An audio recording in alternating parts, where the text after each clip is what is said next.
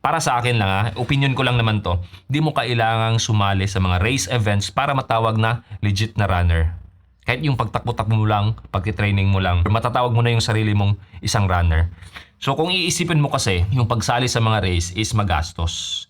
Yes, relatively hindi kamahalan itong sport na to. Pero kung palagi kang sumasali sa mga race events na yan, mapapagastos ka talaga. Andyan yung registration or pag-sign up mo, magbabayad ka. Kung malayo sa inyo, syempre magko-commute ka or pupunta ka doon, maghahanap ka ng matutulugan, kakain ka. So kung iisipin mo talaga, magastos siya. Now for me, na practical na tao, pinipili ko yung aking mga sinasalihan just to check lang from time to time kung nag-improve ba ako. Kasi nga, yung sinasabi ko dati na wala akong speed work sa aking mga training. More on zone 2 lang ako, low heart rate training. So yung pinaka speed work ko is yung mga race event na.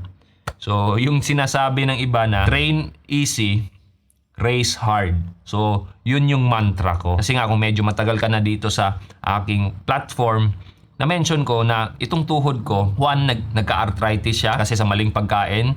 Pangalawa, may history ito na nadisgrasya sa motor. Saka pangatlo, na-injury na din ito sa basketball 2 beses. Although hindi naman talaga major na injury yun, pero pinapangalagaan ko itong tuhod ko kasi mahirap na kung di ako makalakad ng straight. What more kung di ako makatakbo? Na nagiging passion ko na rin yung pagtakbo ko. Yun nga, yung pagsali ko sa mga event is just for me to test out kung nag-progress ba ako at the same time magkaroon ako ng kahit papano speed work.